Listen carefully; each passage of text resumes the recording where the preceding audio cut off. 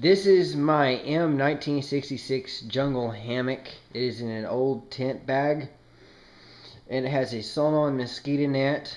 It has a tarp in there as well, and also the gear to hang the hammock with, and some aluminum tent stakes for convenience to stake the tarp down. I'll be reviewing this hammock today, and I hope you enjoy. Thank you. Now the entire hammock tarp setup only weighs 4 pounds.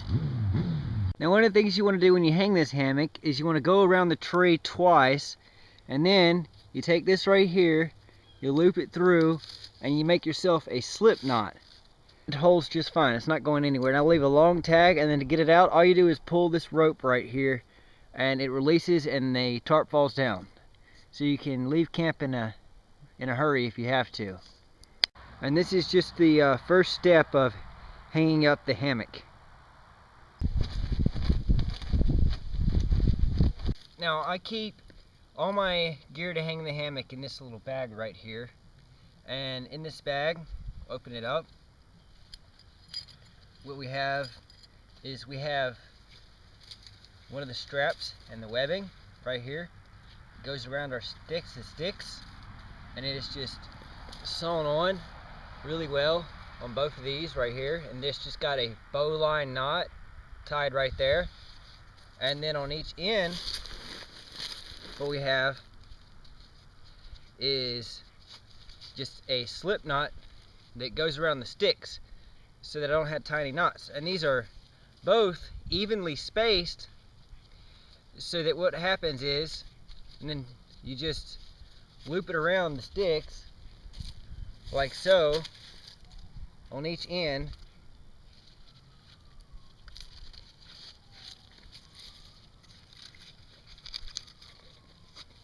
and you just, it sort of makes that for you, and you don't have to tie anything, you see?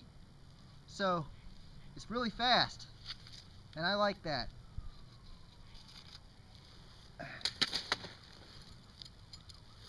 The other thing that's in the bag is these aluminum tent stakes right here. Now I used to make my stakes out of wood, and I quit doing that after I got rained on a few times, and it's just easier to throw this tarp up and wait out the rain than it is to actually put a poncho on and keep on going. That's just not fun for me. So I'll just put my tarp up and listen to my radio that I carry and have a nice day and sit around and, you know, enjoy myself instead of being miserable trudging on. Because usually the rains in my part of the world, they end within about an hour or two, and then you can keep doing whatever you were doing before and the sun's out again.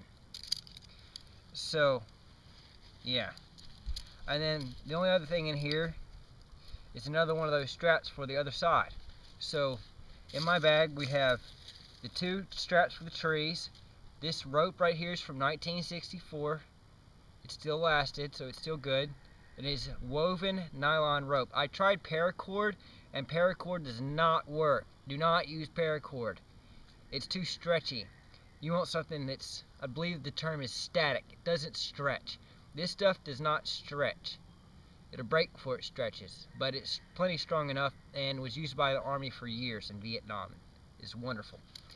So we have 6 tent stakes from Walmart.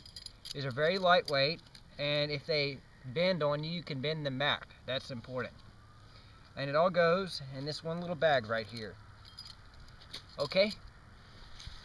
Let's set it up. Now I did all my sewing with this Power Pro 40-pound test from Walmart, and the reason I use this stuff is that it's braided fishing line right here. You can barely see that, and it is wonderful. It's 40-pound test and with a 10-pound diameter, which means that I can thread it into a regular sewing needle. This is an embroidery needle. Probably not going to be able to see this, but it has a long eye. See if the camera will pick it up. No. But yeah, that long eye is handy for threading it because you don't have to be as accurate when you're putting your needles. And how I do it is it's automatically double stitched because I thread it through on one end, and then for the other end I tie a bowline. This is a bowline right here. So that means that it's two separate threads, one on the left and one on the right, so that when I put it through, it stops right here, and this is all you'll be able to see, and that knot on the end keeps it from sliding through. And then on the other end, when I stitch it, I'll tie 4 fisherman's knots in a row, and that won't come out ever. And if I really paranoid, I'll put a drop of super glue on it, and then that will never ever come out, and I guarantee the only way you're going to get it out is with a pocket knife. So yeah, very nice system of stitching right here. And I always keep some of this thread, if you call it, it's actually fishing string, with me, because it's better. It's even better than monofilament. It actually looks better. I mean, you can sew with this 15-pound test. It comes in a 500-foot spool, but you won't like it because you can actually see it real easy, and it's kind of, if it rubs against your skin, it causes abrasions. This stuff won't do that. This stuff is much better, but it's also much more expensive. This 300-yard spool right here was $24, but I didn't pay for it because I found it in the dumpster. So yeah, okay, thanks, bye. So once the tarp is up, this is what it looks like, and it's just staked to the ground right there and on the other 6 places. And one thing I did on the edges and on the top is I reinforced it by adding some Permatex, which is this blue stuff right here. It's a blue gunk you get at the store. It's for making gaskets. And I put that over my stitches, and then I super glued a piece of old hammock that I had laying around. This is parachute nylon, and I didn't really cut it square because I wanted it to help break up the profile of this big piece of camouflage like I did right here. And it gives it a really nice effect, because when you have this digital camo broken up by woodland camo, you really sort of look right over it when you're staring at it, and that's really nice, especially with the way I did it right in the middle, where it just creates that spot to draw your eye, except it's brown, so it draws your eye right over the hammock, and that's really cool right there. I spent a lot of time thinking about that, and it works out quite nicely. Now the next thing you want to do is go out in the woods and cut you a sapling. It can be dried wood like I have here that's been hanging up in a tree and has dried as hard as a 2x4. But you can get a sapling like as big around as a quarter, and that'll hold. Or you can go as big around, if you can't find any saplings, as your fist. And that, when that dries, it's rock hard too. But you know, just green wood is all that I usually use. I just have this dried wood for convenience, just hanging in my hammock in my backyard. And to get my wood, the knives I usually take will be a cold steel kukri magnum, which is great for clearing brush. And I've modified my kukri magnum by sewing on this hip strap right here to keep it from flopping around, and a belt buckle strap right there, and also the cold steel Gurkha kukri, which I've modified the same way. They said it came factory with the belt strap, and I always keep duct tape on my knives because it's a great place for it. But yeah, either one of those 2 knives will cut your saplings quite nicely. This one's a lot lighter and only $20. This one's pushing $300 and works as good as an axe, but this one will definitely do, and you don't have to care about it as much. Plus you can sharpen it with a file.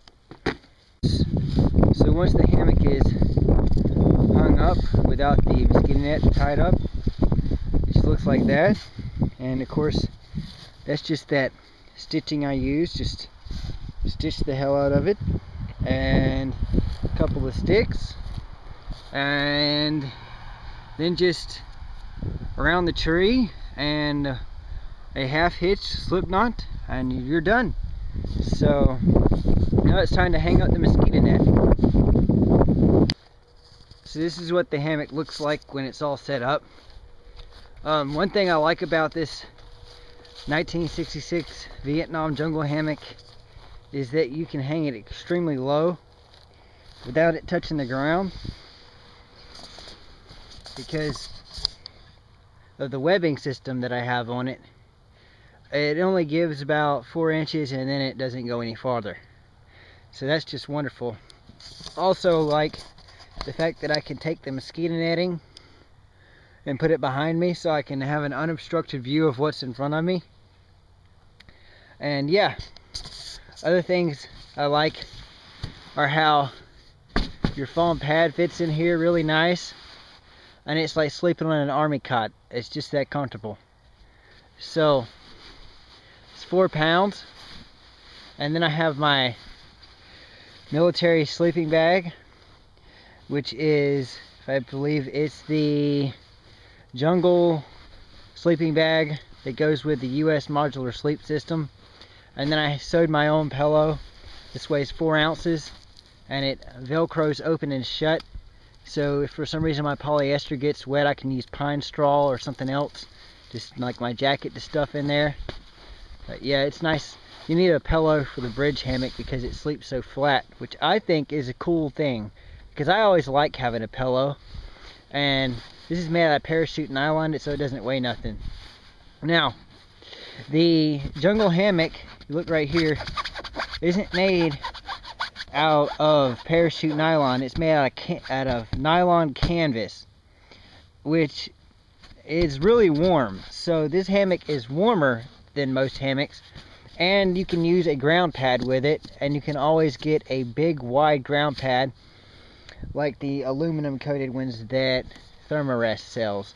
Closed cell is what you want here, because closed cell won't break and won't pop, and the hammock is really comfortable, so that's like having an air mattress. It's really nice. I always sleep with earplugs as well, so I have my earplugs on here. So, you know, once again, this is the hammock under load with me sitting in it right here, and you know, it makes a really nice swing to sit here and listen to your music and just chill out and whatnot while you think about what you want to do next or where you want to go, or yeah, to have fun and live your life. But yeah, see how low that is right there? That's amazing how low you can hang this hammock. Your feet touch the ground when you hang it, and you sit in it, and it just doesn't sag much, and you can sleep on diagonals with it if you want to sleep even flatter. I've never had a problem. It's easy to fall asleep in. And the mosquito net right here that I've sewn on, going to the bottom right here, is attached with Velcro all the way across. And then I sewed that on, and there's Velcro on the net, and then it's got Velcro sewn on all the way across so that the net stays shut. And Velcro is just the way to go here for ease of sewing, and it just works really well. I had my friend sew it on with a machine. This pillow is all hand sewn right there. Other things on this hammock are hand sewn as well. So this is about 14 hours worth of work to get this hammock the way it is, with the tarp set up and everything, and the research. And you know, dreams become reality. It's just how it works. So yeah, that is my jungle hammock package, and I am Andrew, and I'm really happy to share this with you today, and I hope y'all have a nice day. Thank you very much. Please rate, subscribe, and comment.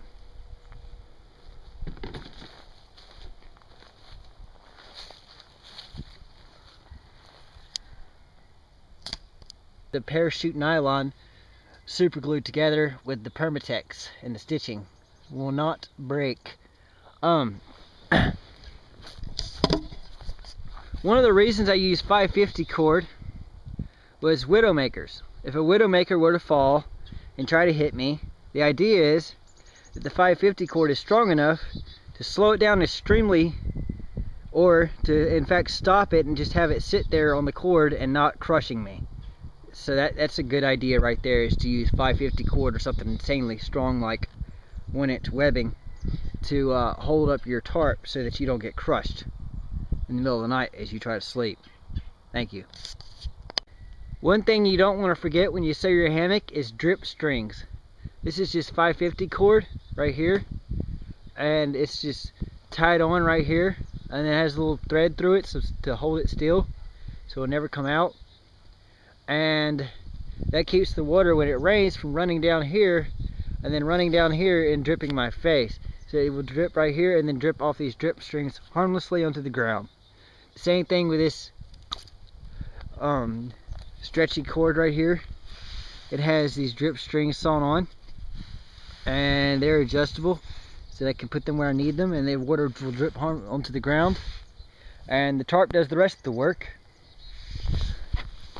One thing you want to do when you get your hammock is to sew your own tarp, and to do that the easy way is just to do it just like I've done. It's just to get a piece of ribbon, sew it in the middle, coat it with Permatex on both sides, and then put a piece of material over it like this camouflage woodland parachute, and then put some super glue on your tarp and super glue it together, and that makes your tarp super strong and super resilient in the middle by having those two pieces of